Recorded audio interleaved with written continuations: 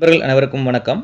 நம்ம மாடித் தோட்டத்தில் இந்த மாதிரி பெரிய பெரிய தொட்டிகள்லாம் வைக்கும்போது இதுக்கு தேவையான வடிகால் வசதியும் நம்ம சரியான முறையில் அமைச்சு தரணும். அப்படி அமைச்சதுனா தான் செடிகளோட வளர்ச்சி நல்லாயிருக்கும். ஆனால் நம்ம வடிகால் வசதி சரியாக அமைக்கலை அப்படின்னா என்ன ஆகும்னா, மழைக்காலங்களில் தண்ணீர் தேங்கி செடிகள் அழுகி போகிறதுக்கான வாய்ப்புகள் இருக்குது. அப்படி இல்லை, நான் வடிகால் வசதி எல்லாமே ரெடி பண்ணிட்டேன், நிறைய துளைகள் சுற்றி போட்டிருக்கேன், நீங்கள் மழைக்காலங்களில் தண்ணியே நிற்காது, எல்லாமே வெளியே வந்துடும், மாதிரி நம்ம அமைச்சா கூட அது என்ன ஆகும்னா, நீங்கள் மழைக்காலங்களில் தண்ணி ஊற்றி தண்ணி வெளியே போக போக அதில் வந்து நீர்வழி பாதை உருவாகிடும். ஏன்னா அந்த பெரிய தொட்டிகளை நம்ம மண்ணை வந்து அடிக்கடி கிளற முடியாது, நீர்வழி பாதைகள் அதிகமாக உருவாகிடும். அப்படி நீர்வழி பாதை வழியாக வெயில் காலங்களில் நீங்கள் ஊற்றுற தண்ணியும் மொத்த தண்ணியும் நீங்கள் ஊற்றின உடனே வெளியே வந்துடும். நம்ம நினச்சிட்டு இருப்போம் தண்ணி அதிகமாக ஊற்றிட்டோம் அதனால தான் தண்ணி வெளியே வந்துச்சு அப்படின்னு சொல்லிட்டு. நீங்கள் ஒரு ஜெக் தண்ணியை எடுத்து ஊற்றினா கூட அந்த நிறைய துளைகள் இருந்ததுன்னா, நிறைய துளைகள் வழியாக நீர்வழி பாதைகள் வழியாக அந்த தண்ணி எல்லாமே வெளியேறிடும். ஆனால் செடிகளுக்கு தேவையான ஈரப்பதம் கிடைக்காது, உங்களுக்கு மண்ணில் வந்து தேவையான ஈரப்பதம் இருக்காது, ஆனால் செடிகள் வாட ஆரம்பிச்சிடும். ஸோ வெயில் காலங்களில் இந்த மாதிரி பிரச்சனை வரும். அதுக்காக தான் நம்ம ஒரு சரியான முறையில் ஒரு வடிகால் வசதியை நம்ம ஏற்படுத்த போகிறோம். இதுக்கு நாம் என்ன பண்ணிருக்கோம்னா, இந்த மாதிரி பெரிய பெரிய பேரலில் எப்படி நம்ம தண்ணி வெளியேறதுக்கான வடிகால் வசதியை தயார் பண்ணலாம் அப்படின்னு பார்க்கலாம்.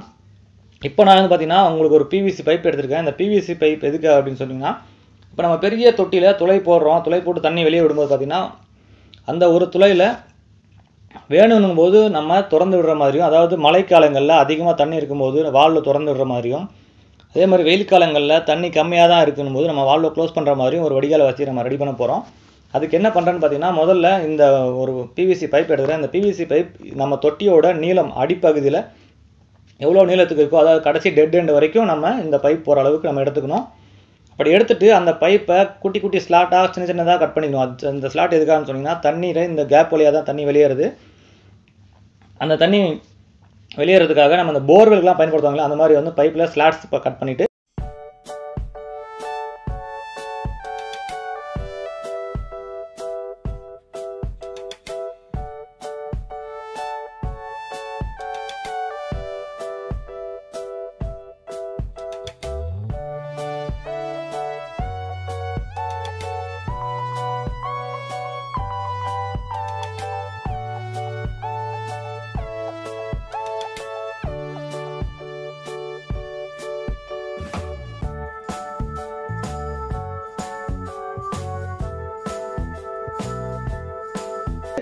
அந்த பைப்பை நம்ம இந்த பெரிய பேரலில் இன்சர்ட் பண்ணோம். அந்த பெரிய பேரலில் இன்சர்ட் பண்ணுறதுக்கு நமக்கு சைடில் வந்து ஒரு ஹோல்ஸ் போடணும். இந்த ட்ரில்லிங் மிஷின் வச்சு நான் வந்து பார்த்தீங்கன்னா ஹோல்ஸ் போட்டிருக்கேன். ட்ரில்லிங் மிஷின் இருந்ததுன்னா இந்த மாதிரி ட்ரில்லிங் மிஷின் வச்சு ஹோல்ஸ் போடலாம். அப்படி இல்லைன்னா சாதாரண இரும்பு பைப், இதே சைஸ் உள்ள இரும்பு பைப்பை எடுத்து நெருப்பில் சூடு பண்ணி நீங்கள் உள்ளே அழுத்தினாலும் இந்த பிளாஸ்டிக் பேரல் ஈஸியாக ஓட்டையாயிரும். அந்த மாதிரி நீங்கள் ஹோல்ஸ் பண்ணி இந்த பைப்பை இன்சர்ட் பண்ணிக்கலாம். சரி, இப்போது இந்த தொட்டியில் பைப்பை இன்சர்ட் பண்ணியாச்சு. அந்த பைப்பில் எல்லாமே ஸ்லாட் கட் பண்ணியிருக்கேன். இந்த ஸ்லாட்டில் நம்ம தண்ணி ஊற்றுனா அந்த தண்ணி என்ன ஆகும்னா, நீங்கள் எல்லா இடத்துலையும் தண்ணி வந்து இந்த ஸ்லாட் வழியாக கீழே இறங்கி அந்த பைப் வழியாக வெளியேறிடும். இருந்தாலும் இப்போ ஸ்லாட்லாம் வெட்டியிருக்கேன், இருந்தாலும் இந்த துளைகளும் அடைப்படாமல் இருக்கிறதுக்காக நம்ம வேணும்னா அடிஷ்னலாக தேவைப்பட்டால் இந்த மாதிரி வந்து க்ரீன் ஷெனட் பயன்படுத்தியிருக்கேன். உங்கள்கிட்ட க்ரீன் ஷெனட் இருந்தால் பழைய க்ரீன் ஷெனட் தான் யூஸ் பண்ணிக்கலாம். அப்படி இல்லைன்னா இந்த போர் வலையெல்லாம் கிடைக்குது, அது மாதிரி கூட பயன்படுத்தலாம். இப்படி எதுவுமே இல்லைன்னா எனக்கு இது மட்டும் போதும்னாலும் பரவாயில்ல. ஏன்னா இந்த சின்ன சின்ன ஸ்லாட்டை நம்ம கட் பண்ணியிருக்கோம், அதனால் மண்ணெல்லாம் அடைக்க வாய்ப்பு இல்லை. என்கிட்ட பழைய க்ரீன் ஷெனட் இருக்குது அப்படிங்கிறத நான் இதுக்கு பயன்படுத்திக்கிறேன். அதே மாதிரி நம்ம இப்போ ஸ்லாட்லாம் பண்ணியாச்சு. ஒரு எண்டில் நம்ம வால் வைக்க போகிறோம், இன்னொரு எண்டில் வந்து பார்த்தீங்கன்னா பேக் எண்டில் நம்ம மூடி போட்டிருக்கேன், அதாவது எம்டி டம்மி கேப் போட்டிருக்கேன். அந்த கேப் வச்சு நம்ம க்ளோஸ் பண்ணியிருக்கேன், அந்த வழியாக மண் வரக்கூடாது அப்படின்றதுக்காக. அதையும் மீறி இதில் மண் அடைப்பு ஏற்படுது அப்படின்னா நம்ம அதை க்ளீன் பண்ணுறதுக்கு எப்படின்னு நான் பின்னாடி காமிக்கிறேன். இப்போ நம்ம பைப்பெல்லாம் வச்சாச்சு, அதுக்கு மேலே க்ரீன் ஷெனட் போட்டாச்சு. அதில் மேலே வந்து பார்த்திங்கன்னா முதல்ல வந்து ஒரு பாதி தொட்டி அளவுக்கு வெறும் தேங்காய் கழிவு மட்டுமே நான் நிரப்புறேன். நம்ம தோட்டத்தில் எல்லாத்துக்குமே மண் கலவை இது மாதிரி தான் தயார் பண்ணி பயன்படுத்திட்டு இருக்கேன். முதல் தொட்டியில் பாதி அளவுக்கு வெறும் தேங்காய் கழிவு, அதுக்கு மேலே மீதி பாதிக்கு மண் கலவை பயன்படுத்துகிறேன். ஸோ இந்த மாதிரி நீங்கள் நிரப்பிட்டு செடி வைக்கலாம். அப்போது உங்களுக்கு நீங்கள் ஊற்றுற தண்ணி மழைக்காலங்களில் அதிகமாக தண்ணி தேங்கி நின்றுச்சுன்னா அப்போ மட்டும் வெளியே இருக்கக்கூடிய வால் வழியாக நம்ம திறந்து விட்டுடலாம். இதுக்கு வால்வு தான் நீங்கள் பொறுத்தவரைக்கும் கிடையாது, நம்ம ட்ரிப் இரிகேஷன் பயன்படுத்தக்கூடிய 16 mm வால்வு கூட நீங்கள் பயன்படுத்த ரெடியூசர் போட்டு பயன்படுத்திக்கலாம். உங்கள்கிட்ட என்ன கிடைக்குதோ அது மாதிரி நம்ம வேஸ்ட்டான பொருள் எல்லாமே நம்ம இது பயன்படுத்தலாம். எனக்கு இப்போ பார்த்தீங்கன்னா இப்போது வந்து பார்த்தீங்கன்னா நான் 2 அடுக்கு வச்சுருக்கேன். இந்த தொட்டியில் 2 அடுக்குலையும் இதே மாதிரி பைப் வச்சுட்டு, இந்த அவுட்லெட் பைப் இருக்கு இல்லைங்களா, இப்போது நிறைய பேர் வந்து கவலைப்படுவாங்க, நான் நிறைய உரம் கொடுத்துருக்கேன், நிறையா அந்த தண்ணிலாம் வேஸ்ட்டாக போச்சு, அதெல்லாமே வந்து இப்போ மழை பெஞ்சு தண்ணியோட தண்ணியாக போயிடுச்சு அப்படின்னு நிறைய பேர் ஃபீல் பண்ணுவீங்க. அந்த மாதிரி சமயத்தில் என்ன பண்ணலாம்னா, நீங்கள் இதுக்கு இந்த வெளியேறக்கூடிய தண்ணியை கீழே ஒரு பக்கெட் வச்சு அந்த பக்கெட்டில் பிடிச்சி கூட மறுபடியும் நம்ம ரீயூஸ் பண்ணிக்க முடியும். அல்லது இதெல்லாமே நம்ம ஒரு டேங்க்கில் கீழே சேவ் பண்ணி கூட நம்ம திருப்பி தோட்டத்துக்கு பயன்படுத்திக்க முடியும்.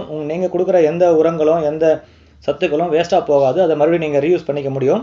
நான் 2 அடுக்கு வச்சுருக்கேன் இந்த தொட்டியை. இந்த 2 அடுக்குக்கும் சேர்த்து ஒரு பைப் ஃபிக்ஸ் பண்ணி அதை தனியாக ஒரு பால் வால் ஃபிக்ஸ் பண்ணி இந்த தண்ணியை நான் டைரெக்டாக என்னோட கீழே டேங்கில் இருக்கக்கூடிய மழைநீர் சேமிப்பு தொட்டியில் கொண்டு போய் விடுறேன். அப்போ என்ன ஆகும்னா, உங்களுக்கு இந்த சத்துக்கள் நிறைய தண்ணீரும் திருப்பி போயிட்டு நம்ம தொட்டிலே இருக்கும். மறுபடியும் நம்ம தோட்டத்துக்கு ரீயூஸ் பண்ணிக்கலாம். இதெல்லாமே நான் யூஸ் பண்ணியிருக்கேன். எலக்ட்ரிக்கல் பைப் தான் யூஸ் பண்ணியிருக்கேன். எலக்ட்ரிக்கல் பைப் பார்த்தீங்கன்னா உங்களுக்கு ரேட் ரொம்ப கம்மி. ஒரு லென்த்தே பார்த்தீங்கன்னா 10 அடி தூரத்துக்கு இருக்கக்கூடிய லென்த்தே பார்த்தீங்கன்னா ஒரு 50 ரூபா அந்த ரேஞ்ச் தான் வரும். ஒரு எல்போவும் ஒரு டீ ஜாயிண்ட்டும் யூஸ் பண்ணியிருக்கேன். கீழே வேணால் பால் வால் வேணால் வச்சுக்கலாம். அப்படி இல்லைனா நீங்கள் டம்மி கேப் போட்டுக்கலாம். நம்ம விருப்பப்படி. என்ன டம்மி கேப் போட்டிங்கன்னா ஒரு 5 ரூபாவில் முடிஞ்சிடும். அதே நீங்கள் வால் வச்சிங்கன்னா ஒரு 50 ரூபா தேவைப்படும்.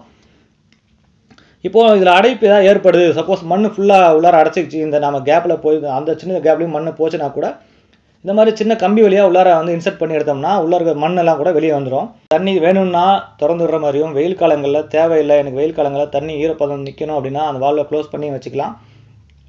இப்படி இல்லாமல் நீங்கள் நார்மலாகவே தொட்டியில் நிறைய ஓட்டைகள் போட்டிருந்தீங்க அப்படின்னா என்ன ஆகும்னா, தண்ணி மழைக்காலங்களில் வெளியேறிடும்.